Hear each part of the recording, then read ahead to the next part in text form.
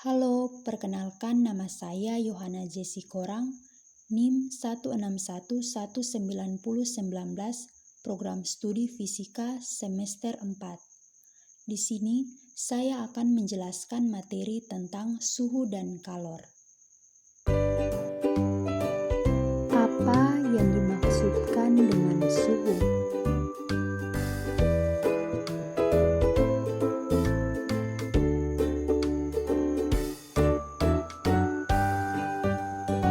Pasti teman-teman sudah pernah mendengar kata suhu, namun belum mengetahui apa itu suhu.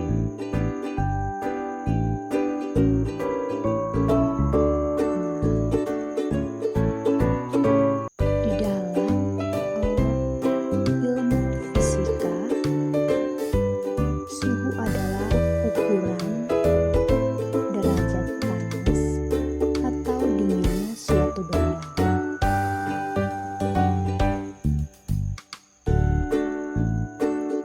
Alat yang digunakan untuk mengukur suhu yaitu termometer.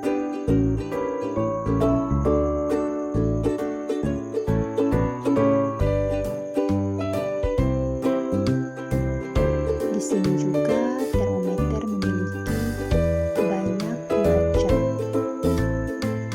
Teman-teman bisa melihat macam-macam termometer pada gambar yang telah tertera pada slide. Di sini ada termometer yang pertama digital, termometer badan, termometer laboratorium, termometer maksimum dan minimum.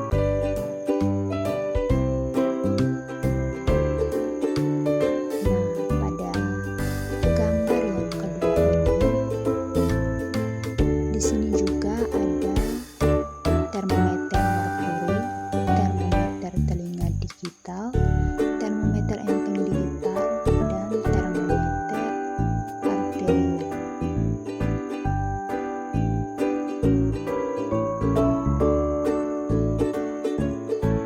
Nah, setelah teman-teman mengetahui macam-macam atau jenis dari termometer, ternyata di sini juga skala pada termometer ini atau skala pada yang biasa kita gunakan untuk mengukur suhu itu ada 4, yaitu Celsius, Reaumur, Fahrenheit, dan Kelvin.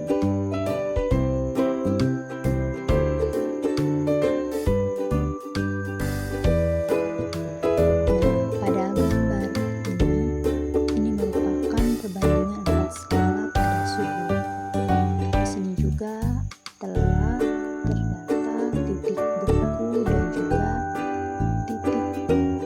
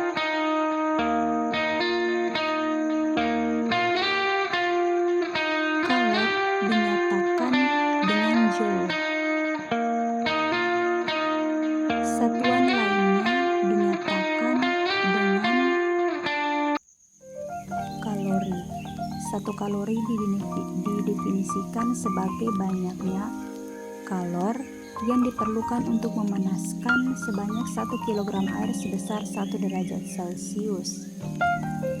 Nah, sekarang kita masuk pada kalor jenis. Kalor jenis adalah banyak kalor yang diserap atau diperlukan oleh 1 gram zat untuk menaikkan suhu sebesar 1 derajat Celcius.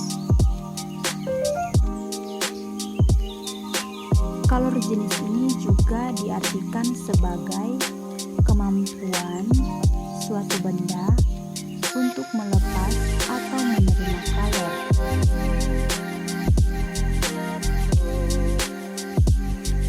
Nah, yang berikut kita masuk pada kapasitas kalor. Kapasitas kalor adalah jumlah kalor yang diserap oleh benda bermassa tertentu untuk menaikkan suhu sebesar 1 derajat Celcius. Di sini juga ada rumus perpindahan kalor, di mana Q sama dengan mc delta T.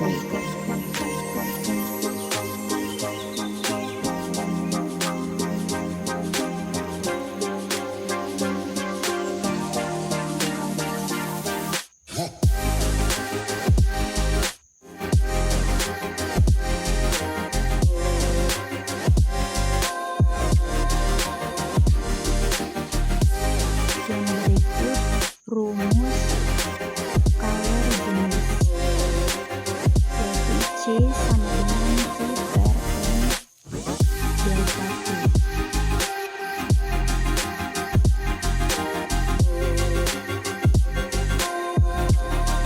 Teman-teman bisa melihat keterangan dari simbol pada rumus yang ada.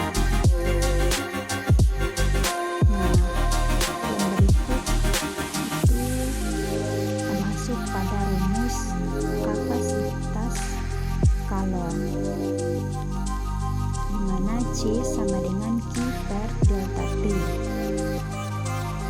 Di sini juga sudah ada keterangannya, tinggal teman-teman melihatnya.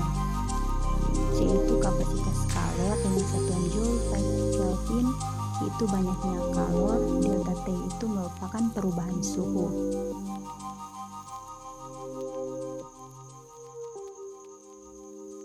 Nah, selain itu, ternyata ada rumus lain juga teman-teman untuk kita menentukan kapasitas kalor itu sendiri, yaitu C sama dengan M dikali C.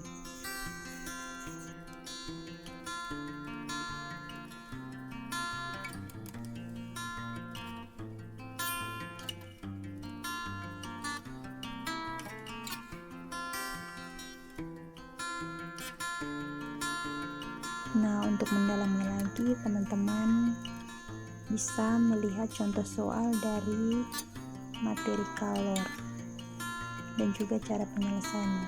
Kemudian kita masuk pada macam-macam perpindahan kalor. Yang pertama itu ada konduksi. Konduksi di sini dia perpindahan panas melalui zat padat yang tidak ikut mengalami perpindahan. Nah, di sini ada beberapa contoh dari konduksi. Teman-teman bisa melihatnya. Yang kedua itu ada konveksi. Konveksi di sini adalah perpindahan panas melalui aliran yang zat perantaranya ikut berpindah.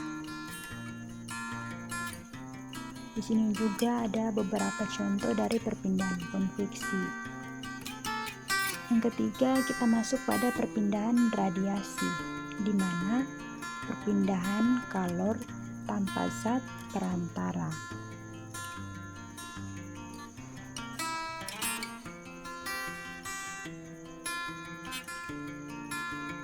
Teman-teman bisa melihat gambar dari perpindahan kalor secara radiasi pada gambar di bawah ini ya.